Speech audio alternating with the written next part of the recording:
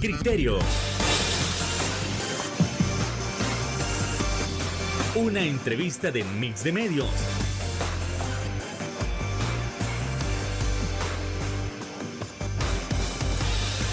Que aborda frontalmente los problemas de El Salvador con los verdaderos protagonistas y plantea soluciones.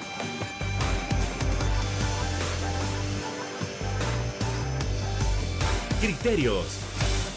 Hola, ¿qué tal? Muy buenas noches, sean todos y cada uno de ustedes bienvenidos a una nueva emisión aquí en Criterios, en este 27 de marzo. Como siempre es un gusto, es un placer que usted nos acompañe en el análisis de esas temáticas importantes de nación. Y es que en esta ocasión nos vamos a trasladar al sector agropecuario. Hay algo que está sucediendo con el ganado y es que se ha reportado la aparición y la afectación de un gusano denominado como barrenador. Entonces nosotros tenemos que averiguar cuál va a ser el impacto o cuál está siendo el impacto de este gusano. ¿Qué medidas se pueden tomar al respecto?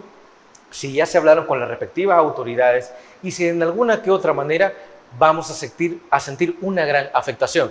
Bueno, eso y más lo estaremos hablando esta noche con nuestro invitado especial. Estamos hablando, como siempre, del presidente de la Cámara Salvadoreña de Pequeños y Medianos Productores Agropecuarios, como no, Luis Alberto Treminio. ¿Qué tal? Buenas noches, encantadísimo de tenerlo por acá. Buenas noches, Fernando. Un saludo a los amigos televidentes de Criterio y un saludo a todos los productores agropecuarios. Encantado que nos haya aceptado la invitación para un tema tan delicado. A ver, a muchos les podrá extrañar que de repente comencemos a hablar del gusano barrenador. Muchos jamás habremos escuchado de él, pero en principio hay que conocer cuáles son las características de este insecto. Por favor. Bueno, el gusano barrenador es un parásito que es puesto por una mosca, la mosca cochimilla. En El Salvador estaba libre de gusano barrenador desde el 95, 1900. Ya lo habíamos tenido. Ya lo habíamos tenido, pero en el 95 se logró controlar y eliminar por completo. Ya teníamos 30 años de no tener gusano barrenador en el ganado. El gusano barrenador es un parásito que ataca a cualquier animal de sangre caliente. Puede ser vaca, caballo, cerdo, cualquier animal de sangre caliente, inclusive a los humanos. La característica que debe tener es que exista una herida en ese animal o en esa persona. Esa es la vía de acceso. Esa es la vía de acceso de la mosca. Ahí pone el huevo. En cada postura pone entre 100 y 500 huevecillos. Las primeras 24 horas son fatales para que se pueda detectar, porque al poner la mosca, el gusano o los huevecillos los pone superficialmente en herida y ellos van penetrando hacia la herida del animal. Nosotros hemos dicho que el problema ha sido que ha habido un poco de negligencia de parte de las autoridades, porque el primer caso de gusano barrenador se dio el 10 de diciembre del año pasado, o sea, 30 años después de haber sido eliminado. Y hasta el 20 de febrero de este año fue que se declara estado de emergencia por la aparición del gusano barrenador. O sea, 2 meses, 10 días después de que se dio el primer caso se dio en Sociedad Morazán. Y así se ha ido internando en el país. Ya en Oriente, en los 4 departamentos de Oriente existe o hay indicios de gusano barrenador. La Unión Morazán, que fue donde inició, San Miguel y Usulután. Y en Usulután específicamente se han dado brotes con mayor presencia en la zona del Bajo Lempa. Ahí ha habido como una concentración del gusano barrenador, pero y en San Vicente se han dado 2 o 3 casos. En el resto del país, a excepción de Aguachapán Sur, que también se dio 2 casos, pero después el resto del país está libre todavía. O sea, todavía tenemos la oportunidad, o las autoridades de mantener concentrado o de eliminarlo nuevamente para que vuelva a ser El Salvador libre de esta plaga. ¿Cuál es el problema? El problema es que el gusano barrenador puede causar hasta la muerte del animal.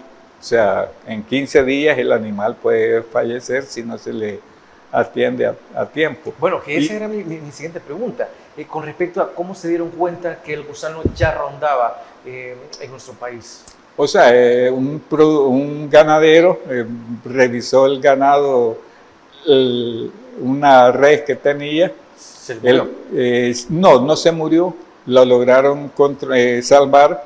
El problema es que la res se pone primero que deja de comer, se pone triste, se pierde un poco el movimiento, se está un poco echada, o sea que pierde la movilidad. No es que la pierda, sino que ella, por el mismo dolor del gusano, prefiere estar de una forma calmada. O sea, pierde el apetito, reduce su movilidad, su estado de ánimo también. Exactamente. Entonces eso fue que llamó la atención del ganadero, la revisó y efectivamente tenía el gusano barrenador. Nosotros hemos dicho, y hemos dicho en varios medios de comunicación, que todavía podemos controlar el gusano barrenador. Todavía el ministerio puede ayudar al ganadero o al productor de cerdo, al productor de cabra, los productores en general, a controlar eso. ¿Cuál es el problema principal? Que como teníamos 30 años de no tener gusano barrenador, no había medicina en el país. Y ahora el único gente que tiene medicina en el país es el Ministerio de Agricultura. Todavía en los agroservicios no hay medicina. Es decir, no hay atención inmediata. Digamos, usted lo detecta, puede ir solo a través del apoyo del Ministerio de Agricultura. Si el Ministerio de Agricultura se reporta un caso y ellos no se hacen presentes, ese animal puede fallecer o se puede complicar. Entonces, el llamado es al Ministerio de Agricultura a que coordine con los ganaderos, coordine con los productores de cerdo y con todo el sector para tratar de eliminar el gusano barrenador. En México también tenía varios años ellos tenían como 33 años de no tener gusano barrenador. Volvió a aparecer, pero ellos están combatiéndolo con moscas estériles. Están haciendo moscas en laboratorio que son estériles, la sueltan y esa es que hace que se controle un poco la divulgación de estos animales. Ahora, también ya para ir cerrando este bloque, yo creo que nos vamos a trasladar mejor a la pausa, pero hay que también analizar un par de cosas. Lo primero, si ya teníamos antecedentes de hace 30 años que apareció entiendo que fue la primera vez, ¿no? O había sido la última vez al menos. Sí, la última vez. La última vez, ¿cómo se controló en aquella época y qué cosas eran diferentes? Número uno. Y número dos, también es necesario analizar, bueno, pero si el Ministerio de Agricultura no nos responde, ¿será que habrá alguna especie de remedio por ahí para intentar darle un poco más de tiempo al ganado? Bueno, esas son cosas que mejor hay que analizarlas tras nuestra primera pausa comercial. Regresamos.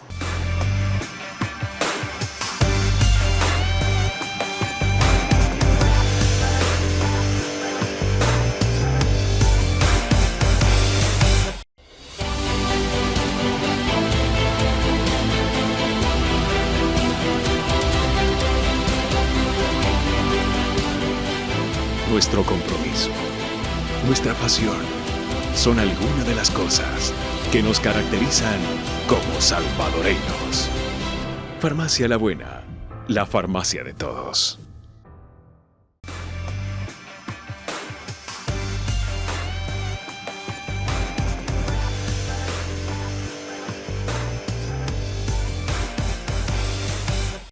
Gracias por continuar con nosotros, así como cerrábamos el primer bloque. Con respecto al gusano barrenador, surgen dos preguntas. Si surgió hace 30 años por primera vez, número uno, ¿cómo se controló? ¿Cómo respondieron las autoridades? Y número dos, si se está hablando que la única institución que tiene los medicamentos o la solución respectiva es el Ministerio de Agricultura y Ganadería, pero ¿y si no le contestan? ¿Será que habrá alguna especie de remedio para poder salvar el ganado? Por favor, Luis Alberto. Sí, ahí la situación es que los veterinarios pueden limpiar las heridas, tratar de aplicar algún antibiótico porque causa una infección, pero el gusano como tal tiene que ser tratado con medicina específica.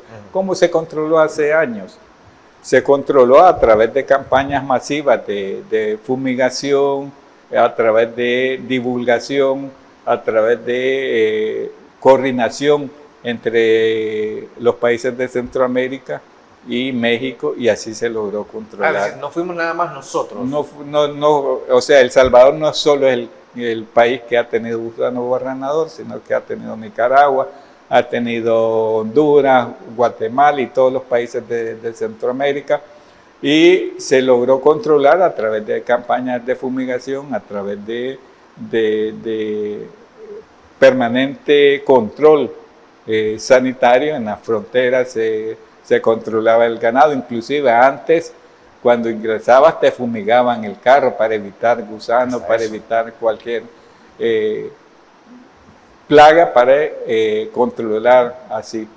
Podemos volver a esa práctica, a esos controles, y además que solicitarle a México la donación o comprarle a México, el gobierno tendría que comprarle de estas moscas estéril para poder controlar la mosca. Otra cosa que se nos ocurre acá también y que puede surgir entre la población es, siempre hablando de esos antecedentes, hay que evaluar cuánto tiempo tardó en aquel entonces en solucionarse el problema. ¿Cuánto fue el esfuerzo? ¿Cuánto fue el tiempo? O sea, lo que pasa es que el gusano barrenador venía desde hace años y ya estaba afectando bastante. Ok. O sea, pero digamos que en el 95 fue como el punto más alto. Sí, el punto más alto y el punto de control, digamos, el punto de eliminación de la plaga del gusano barrenador. ¿Cuál es la clave de esta situación? La coordinación del ganadero o la coordinación del productor con el Ministerio de Agricultura. Si el Ministerio de Agricultura no coordina con los productores, con los ganaderos, con las organizaciones, se les va a ser más difícil controlar. Y si logra la plaga llegar a nivel nacional, va a ser casi imposible que se logre controlar. Entonces es necesario que la coordinación, y nosotros siempre hemos insistido en eso, que los productores no son enemigos del Ministerio de Agricultura, deberían de ser los aliados estratégicos. Si la razón de ser del Ministerio de Agricultura son los productores, ellos son los rectores del trabajo agropecuario. Entonces, por lo tanto, como rectores del trabajo agropecuario, deberían estar en coordinación permanente con todas las organizaciones y con todos los productores. Esa es la clave para poder eliminar esta plaga. En el mejor de los casos, suponiendo que en efecto haya una coordinación efectiva y que haya voluntad, sobre todo, entre las instituciones y los productores como tal, podríamos mencionar que este mismo año, al menos a finales, ¿podría haber ya un control? Sí, definitivamente que sí. Ahorita solo tenemos 5 o 6 departamentos del país. Podemos controlarlo. O sea, y no es No es ni la mitad. No es una infectación masiva, Todavía. O sea, ¿por qué? Porque no es una infectación masiva, porque la mosca solo busca animales con herida. Entonces, el ganadero debe estar atento a cualquier herida que tenga su animal para informar inmediatamente al ministerio. Mire, tengo sospecha, con la simple sospecha que tenga, que avisar al Ministerio de Agricultura y el Ministerio de Agricultura coordinar con los técnicos para que los técnicos puedan ir y buscar cómo erradicar esa plaga. Ahora, nos interesa saber también cómo ha reaccionado el ministerio, aparte de declarar un estado de emergencia, ¿no? ¿De qué otra manera ha reaccionado el ministerio? O siquiera ya les ha propuesto una mesa de diálogo para intentar hacer algo. No ha habido mesa de diálogo, pero sí ha habido respuesta inmediata, digamos. Respuesta inmediata se le llama y sí han asistido. O sea, reconocemos eso de parte del Ministerio de Agricultura, que ha estado atento a esta situación, pero lo que nosotros insistimos es que no lleguemos solo a curar, sino que busquemos como hacer campañas masivas para controlar toda la plaga, para evitar infectación de parte del ganado, de parte de los cerdos o cualquier animal de sangre caliente. Ya que usted me mencionó que hace 30 años también hubo coordinación con instancias internacionales, hasta el momento ya ha habido la idea o la voluntad para contactarse a nivel exterior. Lo desconozco, o sea que ahí deberían o tienen que ser las autoridades del Ministerio de los ministerios de Agricultura del país, de los países de Centroamérica o de México también, para buscar cómo controlar. O sea, el problema es que esto no tiene frontera. O sea, una mosca de esa se pasa de un país a otro, puede infectar a cualquier animal que tenga herida. La única característica que debe tener es que tenga herida. Ellos no tienen preferencia si es cerdo, si es ganado, que se dan principalmente en el ganado porque es más grande tal vez, o porque el ganado con facilidad se hiere en los alambrados, anda herida. El ganadero tal vez no está muy atento o no estaba muy atento a esas heridas, porque como ya estaba controlado el gusano barrenador, no había mucho que afligirse. En la región nosotros fuimos, al menos en los últimos años, hemos sido los primeros, o alguien más ya había sido afectado, al menos en estos años. Entiendo que en los 90 sí, pero en estos años México y nosotros no. Hasta el momento no sabemos si ha habido casos en Guatemala o Nicaragua o Honduras, no lo sabemos, pero México sí estaba, y por eso fue que empezaron ellos a crear la mosca estéril para combatirlo. Ahora también, con la cuestión del ganado, alguien podrá preguntarse, ok, mire, fíjese que yo ya detecté que mi ganado está enfermo, mi ganado tiene el gusano barrenador, pero sé que se puede curar, ok. ¿Cuánto tiempo se puede esperar para que el ganado comience a recuperarse o vuelva a su nivel? En 15 días tenés que haberlo eliminado. Si en 15 días no lo lograste controlar o eliminar, ese animal se muere. 15 días para que se recupere. Exactamente. Se pasaron los 15 días, el ganado no termina de recuperarse. Fallece. Y la otra cuestión que hay que tener en cuenta, que pueden haber mil cabezas de reses, pero si una está herida, solo a esa va a afectar. Bueno, eso también. O sea, si usted en la misma granja, en el mismo corral, digamos, pueden haber 1,000, 2,000 o 20,000 ganados, solo una está afectada, solo a esa va a afectar. Si solo una está herida, solo a esa va a afectar. Pero en tanto el demás ganado no tenga mayores heridas tampoco. Exactamente. O sea, solo afecta. La característica es que existe una herida. Si no hay herida, no afecta. Bueno, y eso creo que también es un llamado de atención para las y los ganaderos con respecto a tratar de revisar su ganado. Sí, exactamente. Y por eso decíamos, este es un trabajo en conjunto.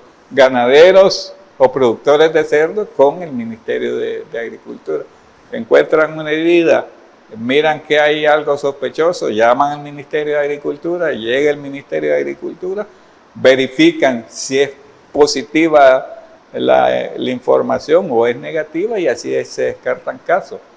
Y si es negativa, el ganadero debe estar buscando cómo proteger la herida de ese animal, que no quede, no sé, con vendaje o con cualquier curación para evitar que la mosca llegue y ponga el huevo. Bueno, y con esto nos vamos a ir a la siguiente pausa. No nos cambie, regresamos rápidamente en Criterios.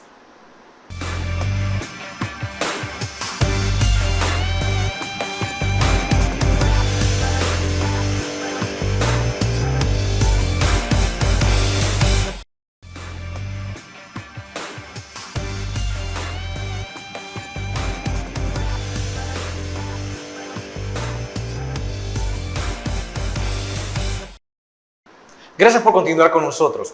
Bueno, y ahora, siempre hablando sobre el gusano barrenador y el impacto que tiene, alguien podrá decir, mire, pero él está diciendo que le afecta al ganado, pero si un humano tiene alguna herida, ¿podría afectarle también? Eso en primer lugar.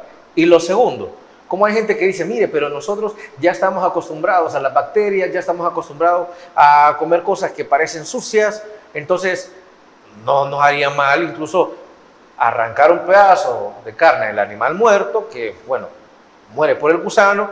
Bueno, mire, ahí los huevecillos o lo demás se va en la carne asada y ahí se muere. Y no me va a pasar nada, dirá alguien. ¿Qué tanto puede ser la afectación para los humanos? Decimos que la mosca ataca a cualquier ser de sangre caliente, cualquier animal, incluyendo los humanos. La característica que debe tener es que existe una herida. Un humano anda una herida, llega a la mosca, se le pica y le pone los huevos ahí, ya esa persona está afectada. Y los síntomas van a ser los mismos. Los síntomas van a ser los mismos.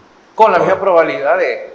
Sí, con las mismas probabilidades de morir. O sea, vas a tener entre 100 y 500 gusanos, que es la postura que hace cada una de las moscas. Entonces, esa es la característica, o sea, que exista una herida en un ser de sangre caliente. ¿Ahorita habrá algún reporte de alguna persona que se haya infectado? Hasta el momento no, aquí en el país no ha habido reporte y nosotros desconocemos que... Aunque con su reaparición es mejor.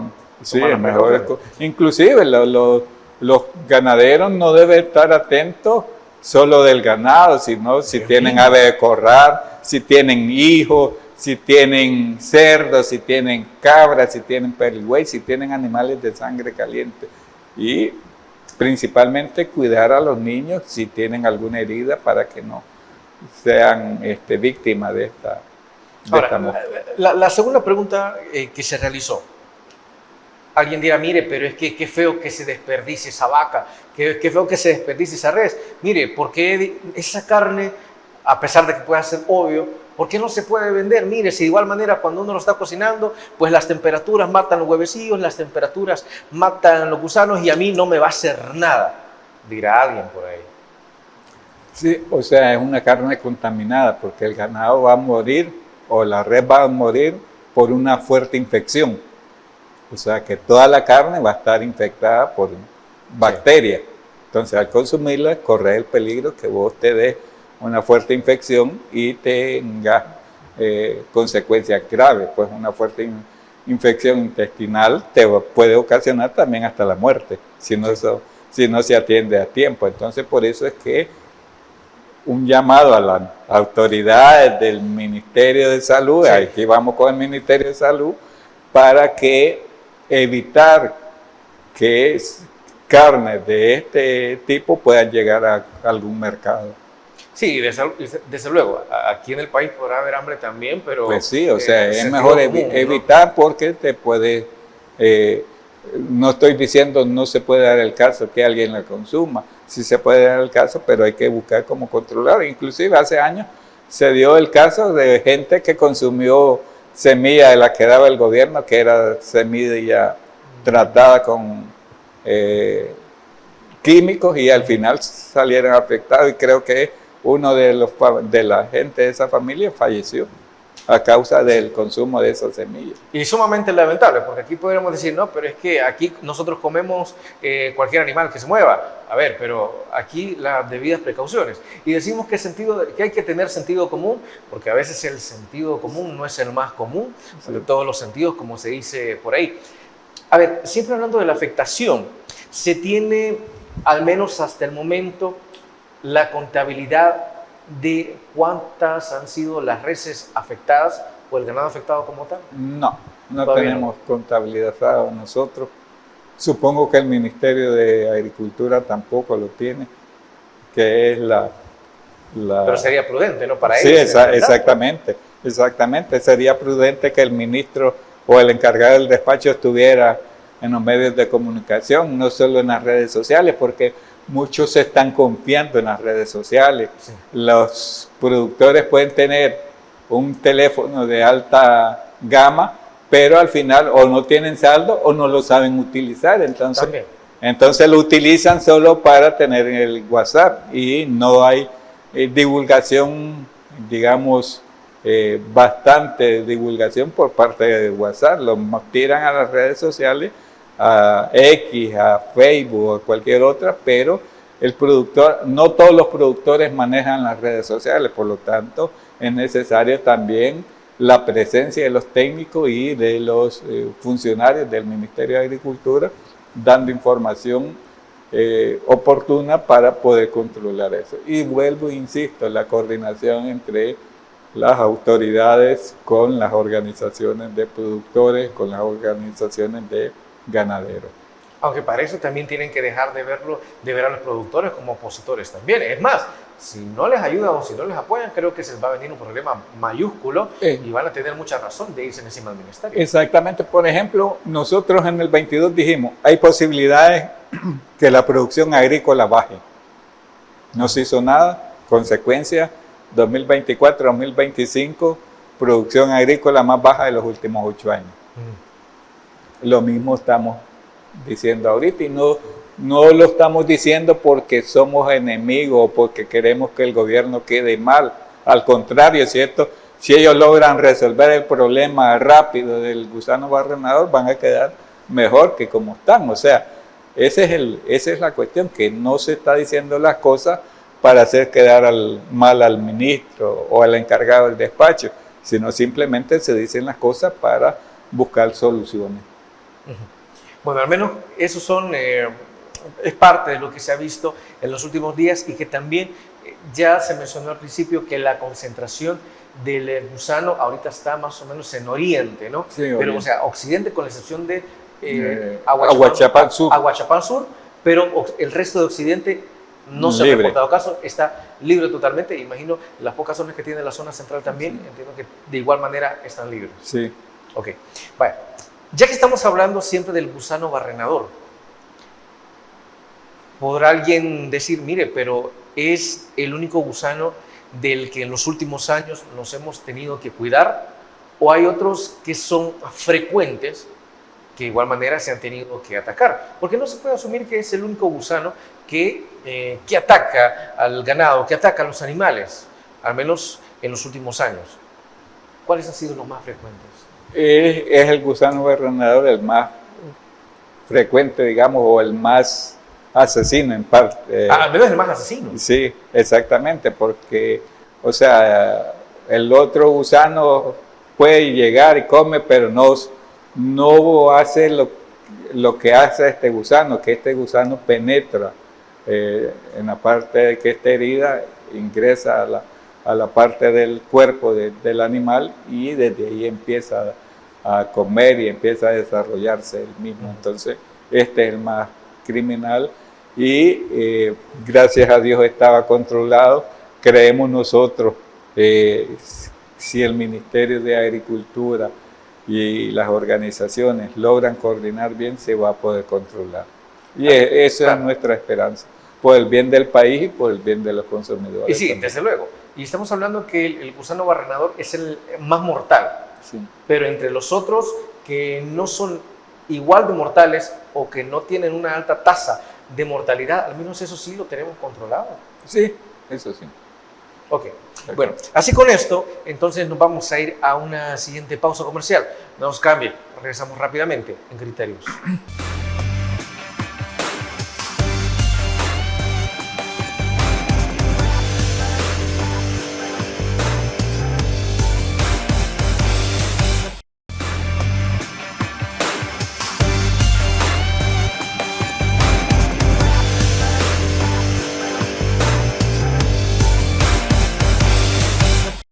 Gracias por continuar con nosotros para seguir abordando el tema del gusano barrenador.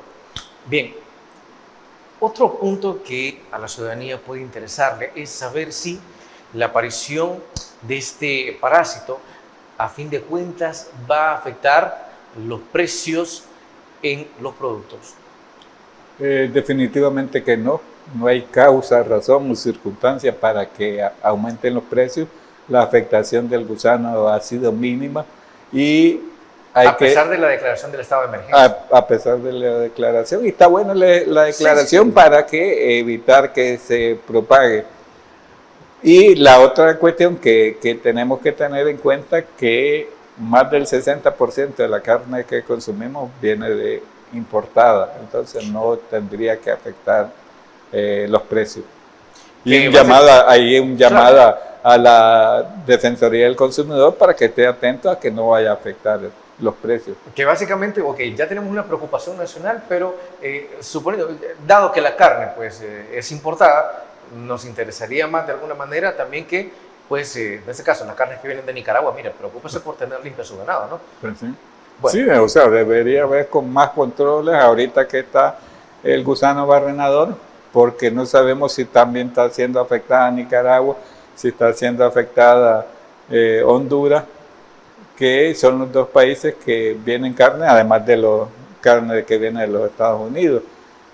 Entonces debería el Ministerio de Salud con la Defensoría del Consumidor también supervisar esa carne que no sea carne contaminada. Entonces, en alguna medida podemos comer carne tranquilamente estos días, al menos en alguna forma. Para los que tienen posibilidad de comer, sí. Que ya es muy poca la gente que tiene posibilidad de consumir carne por el alto costo de los precios.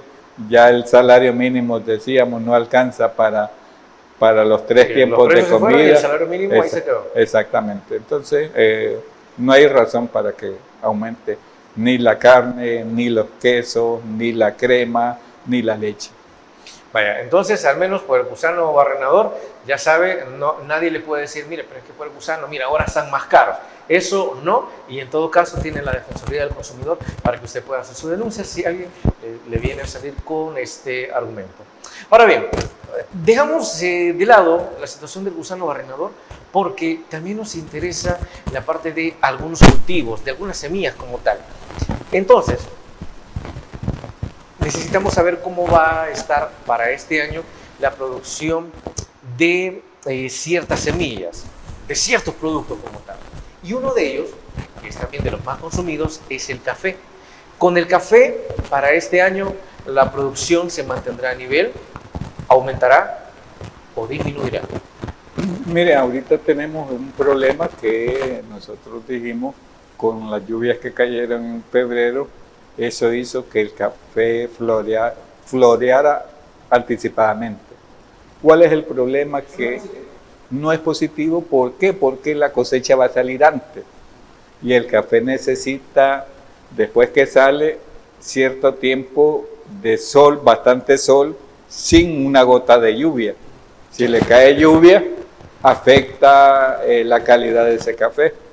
Entonces, al afectar la calidad de ese café, ya no se va a poder exportar como café de primera. Esa es la primera situación. Y la otra situación es que nosotros calculamos que si ya floreó, ese producto va a salir, o el café va a salir aproximadamente entre septiembre y octubre. Según el NOAA, según el Ministerio del Medio Ambiente, vamos a terminar el invierno con presencia de la niña, o sea que va a haber bastante lluvia. Y eso puede que los productores de café o los beneficios del café no tienen grandes lugares donde pueda almacenar el café rápidamente para evitar que se moje. Si se moja, pierde calidad. Al perder calidad no se puede vender, no se puede exportar como café de primera, sino se tendría que exportar como café de segunda. Y eso va a afectar al productor nacional. Es decir, nuestro café, que históricamente ha sido catalogado como los mejores del mundo, junto con el café de Colombia, corre peligro de disminuir la calidad, al menos para este año. Al menos para este año, por la floración temprana que se dio. ¿El café podría ser el único afectado? Sí, porque en el caso de granos básicos, digamos, no se ha comenzado la siembra. En el caso de las hortalizas, son de rápido crecimiento, se produce, se siembra, se produce, se vuelve a sembrar. O sea que las lluvias que cayeron en febrero no van a afectar las que se están sembrando ahorita o posterior a eso. Y en el caso de granos básicos, nosotros todavía estamos en la cuestión de viendo las proyecciones, no las tenemos preparadas, pero sí ya vamos a empezar a trabajar las proyecciones del ciclo agrícola 2025-2026, que por lo general las damos a conocer nosotros en el mes de mayo. ¿Para qué? Para estar más cercano a la realidad, o sea, decir, miren, este es el área de siembra que vamos a tener este año. Estas son nuestras proyecciones, por lo tanto hay que prepararse para lo que viene. A ver, solo para aclarar, a pesar de que corremos peligro de que el café disminuya su calidad, esta disminución de la calidad implica también una disminución en los precios. Sí, disminución al precio del productor de café o de los beneficios de los exportadores, digamos. ¿Por qué? Porque no va a poder competir contra café de mejor calidad. Entonces eso tiene el riesgo de que el productor, en vez de ganar, pierda. O sea, pero esto es a nivel nacional. Sí, a nivel nacional, a nivel de los exportadores de café. Y en determinado momento, si ellos pueden, porque es lo que se ha visto muchas veces, ha habido veces que el productor dice, con los precios internacionales, no me va a dar para producir para sacar los costos de producción, entonces mejor no lo atiendo y lo deja que se pierda. Sí. ¿Por qué? Porque no va a perder dinero en cuanto a la exportación, o sea, porque en determinado momento, digamos, que un saco o un quintal le cueste producirlo $100, por decir un ejemplo, y en el mercado internacional está 80, entonces no tiene chiste, porque él va a tener que poner 20 para poderlo producir. Pero, es decir, aquí vamos parejo, se afecta a todos los productores, e incluso a aquellos cafés que son de alta calidad y que cuestan $50 por libra. O sea, sí, aquí todo. Sí, aquí todo. Bueno, y eso nada más estamos hablando con el café. Pero algo que siempre comentamos aquí en Criterios es sobre la situación de los fenómenos del niño y de la niña. Yo recuerdo que el año pasado habíamos mencionado que para tipo mayo, junio se iba a estar presentando el fenómeno de la niña porque había tenido múltiples retrasos, el clima demasiado cambiante, el calentamiento global evidentemente terminó afectando. ¿Podríamos esperar un clima similar al del último año o este año estamos hablando de que va a empeorar o se va a estabilizar? Este año se está hablando que va a ser el año más caliente de toda la historia de la humanidad. ¿El año más caliente o el año más fresco de los siguientes años que siguen? Sí, o sea, el año más caliente de toda la historia de la humanidad. No sabemos si el próximo año va a estar más caliente que este. Y este año va a parecer fresco. Exactamente. Sí. Entonces, este año, según el NOAA está diciendo que este año es el año más caliente de toda la historia de la humanidad. Dios mío. El calor afecta la producción agrícola, sí Las la sequías. afecta porque le da estrés hídrico a la planta, por lo tanto baja la producción. Entonces nosotros estamos intentando decirle a los productores, busquemos cómo sembrar menos para que por lo menos no lleguemos a que este año se convierta en el ciclo agrícola más bajo de los últimos 9, inclusive más bajo que el año pasado. Ese es nuestro mensaje a los productores, buscar cómo sembrar un poco más, buscar cómo hemos estado hablando con las autoridades o hemos estado con las autoridades, no, sino enviándole mensajes a las autoridades a través de los medios de comunicación, en el sentido de que por lo menos, ya que dejaron la tarjeta de $75, que por lo menos le eliminen el IVA. Ellos tienen capacidad de control de esa tarjeta. O sea, que el productor efectivamente pague $75, pero en producto. ¿Por qué? Porque paga 75, pero de esos 75, $9 regresan al gobierno a través del IVA. Sí, claro. Entonces, al final, no es una tarjeta de 75, es una tarjeta de $66. Todavía menos. Y el paquete agrícola estaba valorado en $150. Bueno, así con eso nos vamos a ir a la última pausa. Regresamos en Criterios.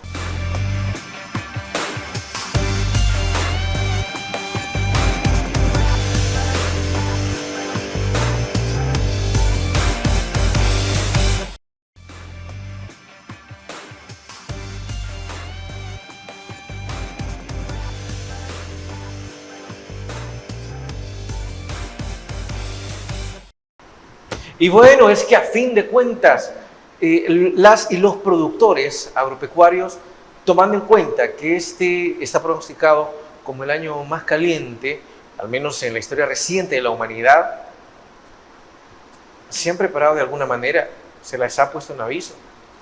Al menos nosotros estamos recomendando no sembrar en mayo, sembrar a partir de la segunda semana de junio.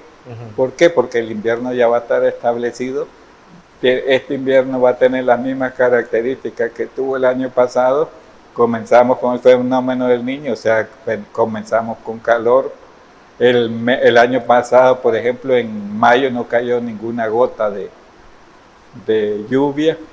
Por lo tanto, si es caliente, la tierra está bastante reseca. Si sembras a la primera tormenta, esa semilla no va a germinar. Hay que esperar que la tierra tenga las condiciones adecuadas. ¿Que se adapte primero? ¿Ah? ¿Que se adapte primero la tierra? Sí, que la tierra se le salga ese gran calor que tiene para poder que la semilla germine con lo suficiente fuerza que se necesita para el desarrollo. Para que sea efectiva y para que no baje la producción. ¿Por qué? Porque nosotros en los últimos años hemos ido bajando la productividad. El promedio por ejemplo, en el caso de maíz, el promedio de quintales por manzana era de 50. El año pasado fue de 42. 8 menos. 8 menos. Y por las mismas características que empezamos. Empezamos con un tiempo caliente. Las primeras tormentas se dieron en junio, digamos. Los que habían sembrado en junio, no, pues los que habían sembrado en mayo, perdieron la semilla y tuvieron que volver a sembrar en la época que nosotros recomendamos volver a que sembraran. Por lo tanto, ahora les decimos a los productores, no pierdan dinero sembrando en mayo, porque va a ser pérdida de dinero. Y le va a hacer falta. Sí, después le va a hacer falta, exactamente.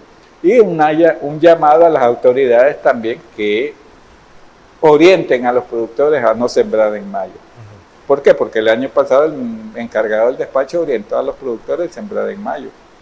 Y el Ministerio del Medio Ambiente estaba diciendo que en mayo no iba a llover. Al final, lo que le hicieron caso al encargado del despacho, perdieron la semilla.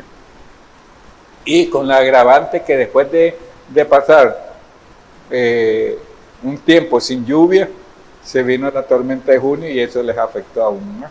La gente que no sembró en mayo con la tormenta de junio se benefició. ¿Por qué? Porque la tierra ya estaba lo suficientemente húmeda y ya estaba la semilla pudo germinar con bastante fuerza. Bueno, y esperamos que se tomen las respectivas precauciones. Ya se están dando las medidas para que usted pueda acatarlas en el caso de las siembras y también pues con todo lo que ha pasado con respecto al gusano barrenador.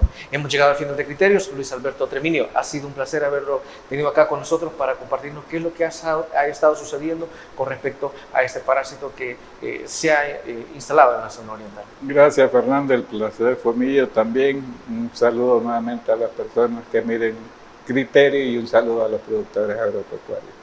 Muchísimas gracias y lo esperamos próximamente. Y bueno, esperamos que ya tener buenas noticias ya para la próxima vez. Esperemos que tal vez me invitan en mayo, que vamos a tener ya las proyecciones de siembra. Y esta es su casa también. Amigos, amigas televidentes, gracias por habernos sintonizado una vez más. Recuerden que el criterio más importante lo tiene usted. Descanse. Feliz noche. Criterio. Una entrevista de Mix de Medios.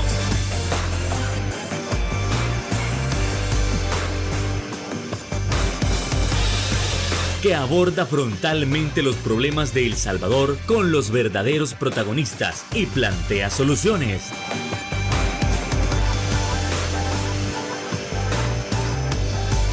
Criterios.